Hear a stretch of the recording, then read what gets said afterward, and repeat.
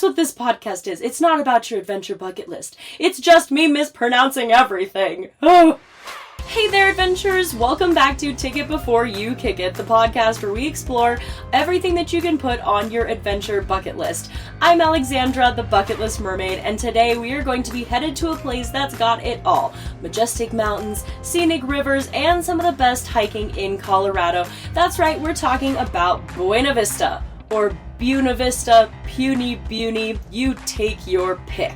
Listen, as a Colorado local, not even I know how to pronounce this place, okay? Now, whether you're a seasoned hiker or you're just looking to stretch your legs in a beautiful mountainous setting, Buena Vista has a trail for you, and we are going to be talking about it. So grab your hiking boots and let's dive into the best hikes in this stunning mountain town. Now, let's get started and let's talk about why I was actually in Buena Vista. Now, I'm gonna call it Buena Vista, which honestly I didn't do for my entire life before I got here, but then I heard the locals calling it Buena Vista, so that's what I'm gonna do. I am really sorry if this is incorrect. If it is incorrect and you want to correct my pronunciation, please head to thebucketlistmermaid.com or go on social media at thebucketlistmermaid and please tell me, please settle the argument of how to actually pronounce this amazing Colorado mountain town. Anyway, why was I in Buena Vista? So I RV full-time as a mermaid. I know it's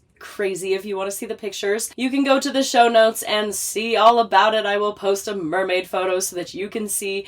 But anyway, I really wanted to go rafting here. And as you might have learned from listening to the previous episodes, I actually got evacuated from Buena Vista because of a forest fire in Twin Lakes. So I didn't end up going rafting. I ended up rafting the Royal Gorge instead, and there's a whole episode on that as well. However, while I was here in Buena Vista, I wanted to occupy my time with some amazing hikes because this place is known for its hiking. It's basically a hiker's paradise, and that is because of the towering Collegiate Peaks, the Arkansas River, and just the countless trails that just weave through the forests and meadows. This area just truly offers something for everybody, and it is perfect for any nature lover. You can do a challenging summit, or you can just do a leisurely stroll with epic views, and that is why I am doing this podcast, because normally you just find hikes that are just for crazy adventurers, or you just find flat strolls that would make that adventurer bored. But I like this destination because you get a little bit of everything. Buena Vista's got you covered. So I'm going to be sharing my top picks for the best hikes in Buena Vista, and they each just offer their own unique experience. Now, fun fact before we get started, this area is in the Sawatch area. As we know, my pronunciation is terrible, so I'm sorry if that's wrong too. But anyway, this is basically a mountain range with the most concentration of 14ers in the state. Now, for those of you who don't live in Colorado, a 14er is a mountain that is above 14,000 feet. And us Colorado locals, for some reason, have just made it our mission to conquer them. There's a lot of Coloradans who just love 14ers. It is a very known fact, and I have done several of these hikes, and I'm not gonna lie, they're super difficult, but they're so worth it. So I will be talking about some 14ers in this episode. Okay, but let's get started. So first off, I'm going to talk about my favorite all-around hike to do, which is the Midland Hiking Trails. And when I did this one, I ended up doing the North Broken Boyfriend Trail. Do not ask me why it's called the North Broken Boyfriend Trail. If you are a boyfriend, maybe don't go on there. Maybe you're jinxing it. Just kidding. Still don't know why it's called that. Anyway, I went from the North Broken Boyfriend Trail all the way back through the North Trail, and honestly, I think that this was a pretty easy to moderate in the afternoon. There's nothing crazy. You don't have to wake up super early in the morning. It was a little hot. I did get sunburnt, and I believe my watch was at around 3.5 miles by the time I was done, but I didn't really get out of breath. There was some nice ascending, descending, but overall, just a very nice, easy hike, and it got you a beautiful view of those Collegiate Peaks in the background, which, if you don't know what I'm talking about, I would highly encourage you to check out those show notes so that you can actually see what I'm talking about. They are very distinct. And they were just the stars of the show the entire time that I was on this hike.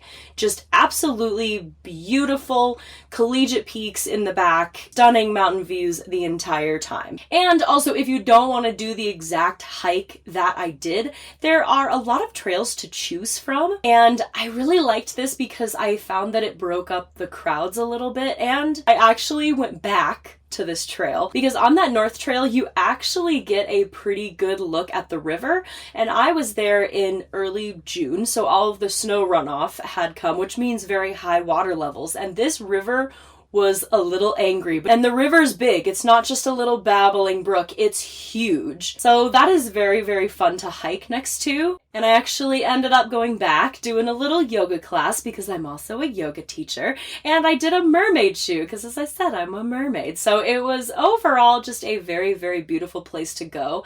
And I also liked that it was right from downtown, probably about a 2-minute drive from downtown. So it's very accessible and in a very good location. I did also find a few mountain bikers on this trail, so just keep in mind that you might have to share the trail. So next one, let's talk about our first 14er, the Mount Princeton hike. Now you'll probably get a sense of why these are called the Collegiate Peaks, because I'm also going to be talking about Mount Yale in this podcast. However, the Mount Princeton, this is standing tall at 14,197 feet. Now, Mount Princeton is one of Colorado's most famous 14ers, and it's pretty much a must-do for any peak bagger. Now, to go all the way up and then all the way back down is about 7 miles round trip. Now, for the hardcore adventurers, you might be thinking, oh, 7 miles isn't bad. However, this is a challenging adventure that requires some serious stamina. You'll be climbing steep switchbacks, navigating rocky terrain, and you might be feeling the burn as you gain over 3,000 feet in elevation. But the reward, trust me, is worth every step. The views from the top are absolutely breathtaking, just panoramic vistas of the surrounding peaks, valleys, and even the town of Buena Vista. Oh, I just said Buena Vista, far below.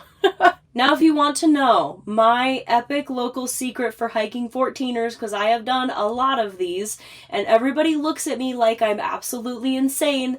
However, you gotta start early. And I don't mean like 7 a.m. I mean like most likely around 3. This is a game changer because keep in mind that you are so far up in elevation that you are above tree line, which means there is no shade and it gets hot, you're closer to the sun, it's more intense. And also, if you are done by about 11 o'clock, because if you summit by sunrise and then you come back down, you will be out of there by afternoon. And in Colorado, some of the times during summer, you will get afternoon thunderstorms. And I'll just let you use your imagination that if you're above tree line, there's nothing around you, and there's lightning. I'll give you 3 guesses what that lightning is actually going to strike. Anyway, very dangerous. Start early, bring plenty of water, and watch the weather. I think I'm going to do an entire episode on just hiking 14ers, because I've done a lot of them, and I love them. So maybe I'll do that. Let me know if that would be helpful to you if I did an entire episode just on my 14ers tips. This might be a hard one, but trust me, it's going to be worth it, and it is a massive physical achievement. So keep that in mind. Moving on. If you are looking for something a little bit less intense, but you still want those epic mountain views, maybe check out the Ptarmigan Lake. Why is everything so hard to pronounce? I know I was doing a travel podcast, and it's just me mispronouncing things. That's what this podcast is. It's not about your adventure bucket list. It's just me mispronouncing everything. Oh. Listen, when I started this podcast, I was humbled real quick. Anyway, Ptarmigan. I'll go with Ptarmigan. Ptarmigan Lake is a perfect choice. So this is a 6-mile round trip hike. It takes you through dense forest, babbling creeks, and also to a pristine alpine lake that's just straight out of a postcard. Now, even though this is almost the same length as that Mount Princeton over there, this is a moderate trail in difficulty. It has a little steady incline that's pretty much manageable for most hikers, I would say. And as you approach the lake, the trees open up to reveal Ptarmigan Lake, and this is nestled in a basin and a bowl surrounded by the Jones Mountain.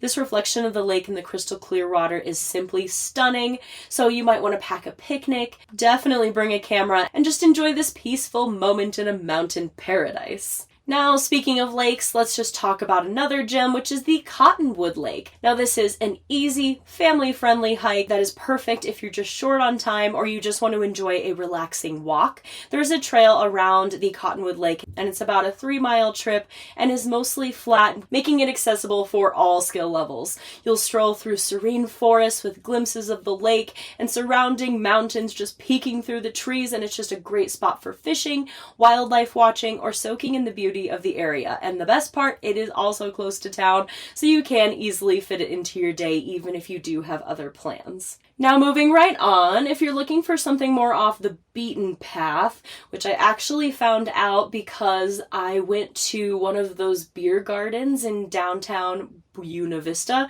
and when I say downtown, I mean the one street.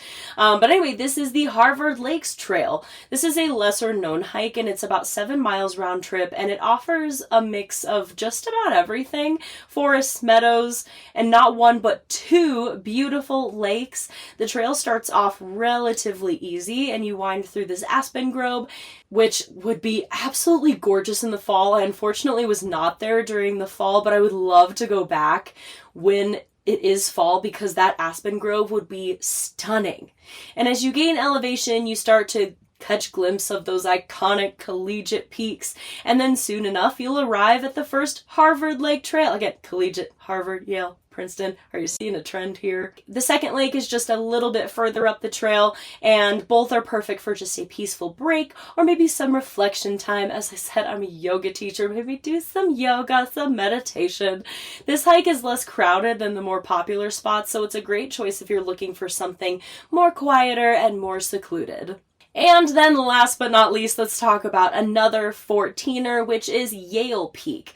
Now this is, again, you probably have guessed it, nestled in the Collegiate Peaks near Buena Vista, Colorado, and it's, again, a very stunning view and a very challenging climb. I have to admit, if you see a peak that is over 14,000 feet and it's considered a Colorado 14er, do not expect easy whatsoever. You are in for a physical and a mental challenge, but woo! Is the payoff amazing. So standing at 14,196 feet, Mount Yale is one of the Colorado's famous 14ers, and it offers a trek that is both invigorating, again, and scenic. The trail starts from the Denny Creek trailhead, winds through dense forests of pine and aspen. Again, fall would be amazing for these things. And then you start to break above that tree line, where you get panoramic views of the entire Sawatch Range, and then it goes from the Browns Pass Trail and then goes up to Mount Yale. As you ascend, the rugged terrain and steep switchbacks will definitely test your endurance, but once you get up to the summit, you will be treated by 360-degree vistas that make every step worth it. On a clear day, you can see the neighboring 14ers and the expansive Arkansas Valley below. Yale Peak is a must-do for advanced hikers that are seeking both challenge and beauty within the Colorado Rockies. So those are all of my hiking recommendations. However, let's just talk about timing here, because timing is important. You are going to want to do all of these pretty much in summer. Now, every hike that I mentioned that's not a 14er, you might be able to go in that late spring, early fall, and I would recommend doing so just because you might get less crowds because all the kids are in school, and you also might get the fall leaves. However, if you are going to do a 14er, I would recommend sticking to the middle of summer because since these are so high in elevation, they get snow very quickly. And I actually was planning on doing Princeton and then Yale, and my plans were thwarted because there was so much snow up there, still even in June. So I would have needed a pickaxe, crampons, and I've seen a lot of places that actually require you to have avalanche training. I don't know if they actually enforce that, but I have seen that before. So keep in mind that if you are going to try and conquer those 14ers, that you pretty much want to stick in the middle of summer. About a week before I planned to do Princeton, my cousins actually went and did Grays and Tories, only brought one pair of snowshoes, and they actually just hugged it out, each one wearing a pair, and they said it was pretty much the worst hike they've ever done. So probably not the best idea to go when there is snow there, especially if you aren't an advanced winter mountaineerer. If you are, go for it. That's awesome. And now let's just talk about some quick tips for hiking in Buena Vista. First, always be prepared for changing weather. As I said, mountain storms can come in out of nowhere, especially if it is the afternoon. So dress in layers, bring a rain jacket, and just keep an eye on the sky. If you are above tree line and a thunderstorm starts to come in, I know your ego wants to summit. I know it does. However, it's just not worth your life. So if there's even a chance of a thunderstorm, turn back and find cover. Secondly, Buena Vista is at high elevation, even if you aren't hiking a 14er. So if you're not used to the altitude, take it slow, stay hydrated, and just don't push yourself too hard. Altitude sickness is a real thing. You can be in peak physical form and the altitude will still get you sometimes, just depending on who you are and where you're coming from. So if you do start feeling altitude sickness, just stop, rest, descend a little bit, hydrate, call for help if you need to. Even at the quote-unquote easy hikes that I have mentioned today, the altitude can still get you because Buena Vista itself is almost at 8,000 feet in itself. So if you're coming from very low sea level, you might have difficulty even with the easiest hikes, and that's okay. And then finally, just always follow the leave no trace principle. Just pack out all your trash, respect wildlife, and stay on the designated trails to just protect those beautiful landscapes here. And say hi. It was so funny. When I was doing some of these hikes, I noticed that on the signage there, it says, be friendly. And it's funny because I don't know if it's just Colorado hikers, but we just say hi to everybody. You know, that awkward, like, hey, how you doing? Is it pretty up there?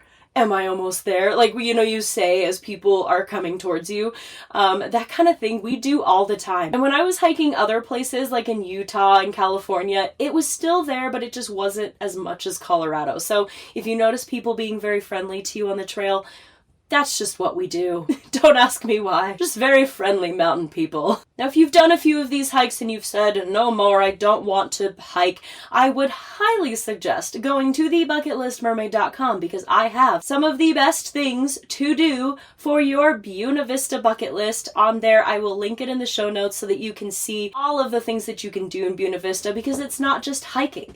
This place is an outdoor mecca. So if you want some more ideas other than hiking, definitely go check that out. And if you're looking for a place to stay, I also have the top RV parks that you can find in Buena Vista because this is a very popular RVing destination and I live full-time in an RV, so we'll talk about it.